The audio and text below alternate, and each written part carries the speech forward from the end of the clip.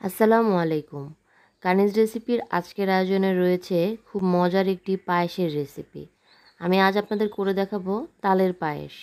খুব সহজেই তালের পায়েসটি সময়ও লাগে অনেক কম, তৈরি করতে খেতেও অসম্ভব মজা। তাহলে চলুন দেখে নিই।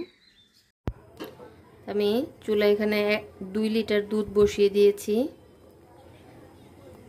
দুধটাকে একটু ভালোভাবে জাল করে বলক আনিয়ে নিব।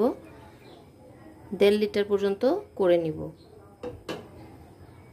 তো দুধটা বলক চলে এসেছে। এ পর্যায়ে আমি এখানে 1 কাপ পরিমাণ কালো জিরা পোলার চালকে আমি ব্লেন্ডারে আধা ভাঙা করে নিয়েছি, দেখতেই পাচ্ছেন। এটা আমি দিয়ে দিচ্ছি, ভালোভাবে নেড়ে চেড়ে মিশিয়ে দিলাম। এটার সাথে সাথে নেড়ে দিতে হবে, তা না হলে কিন্তু দলা পাকিয়ে যাবে। এখন অপেক্ষা করব চালটা সিদ্ধ হয়ে যাওয়া পর্যন্ত। তো বলক চলে এসেছে। এখন এখানে দিয়ে দিচ্ছি 1 চিমটি লবণ এবং হাফ কাপ পরিমাণ চিনি। চিনিটা যে যার টেস্ট অনুযায়ী বাড়িয়ে কমিয়ে দিতে পারেন। যেহেতু এখানে তাল অ্যাড করব, সেক্ষেত্রে তালেরও একটা মিষ্টি আছে। এ পর্যায়ে দিয়ে দিলাম, যাতে করে চিনিটা ভালোভাবে গলে মিশে যায়। তো আমার চালটা সিদ্ধ হতেও কিন্তু খুব বেশি সময় লাগবে না, যেহেতু আমি চালগুলোকে একটু ব্লেন্ড করে দিয়েছি। দেখুন অনেকটা কিন্তু সিদ্ধ হয়ে গিয়েছে, অনেকটা কিন্তু ঘন হয়ে গেছে, দেখতেই পাচ্ছেন।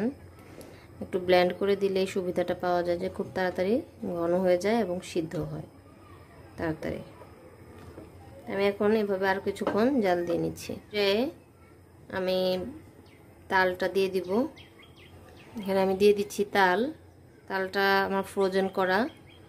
আমি মোট 3 কাপ পরিমাণ তাল দিব, তো এখানে 1 কাপ পরিমাণ আছে।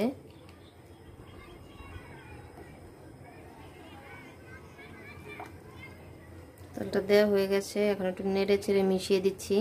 তাল কিভাবে বছর জুড়ে সংরক্ষণ করতে হয় সেই রেসিপি আমার চ্যানেলে অলরেডি আছে, আমি ডেসক্রিপশন বক্সে লিংক দিয়ে দিব, আপনারা দেখে নিতে পারেন।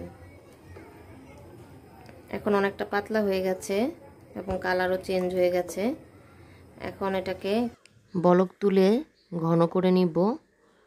ফিরে আসছি ঘন হয়ে যাওয়ার পর। তো আমার চালটা সম্পূর্ণ ফুটে গিয়েছে এবং দেখতেই পাচ্ছেন দুধটা অনেকটা কমে গিয়েছে। সব কিছু মিলিয়ে কিন্তু একটা ক্রিমি ভাব চলে এসেছে। তারপরও আমি এর মধ্যে দিয়ে দিচ্ছি হাফ কাপ পরিমাণ গুঁড়া দুধ। গুঁড়া দুধ দেওয়ার কারণে টেস্টটা অনেক গুণে বেড়ে যাবে। দুধটা দিয়ে ভালোভাবে মিশিয়ে নিতে হবে। তো দুধটা মিশিয়ে নেওয়া হয়ে গেছে। এখন দিয়ে দিচ্ছি এর মধ্যে হাফ কাপ পরিমাণ কোরানো নারকেল।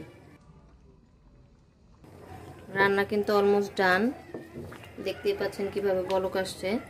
এবং এখানে দিয়ে দিচ্ছি 2 টেবিল চামচ পরিমাণ কালো কিশমিশ।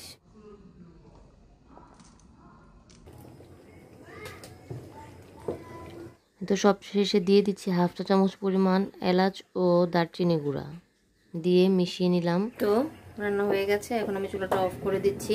এভাবে আমি একটু ঠান্ডা করে নিব, তারপর সার্ভিং ডিশে নিয়ে আপনাদের দেখাচ্ছি। এই তো তৈরি হয়ে গেল মজাদার তালের পায়েস। আশা করি ভিডিওটি আপনাদের ভালো লেগেছে। ভালো লাগলে চ্যানেলটি সাবস্ক্রাইব করে পাশেই থাকবেন, বন্ধুদের সাথে বেশি বেশি শেয়ার করবেন। আজ তাহলে এ পর্যন্তই। সবাই সুস্থ থাকেন, ভালো থাকেন, নিরাপদে থাকেন। আল্লাহ হাফেজ।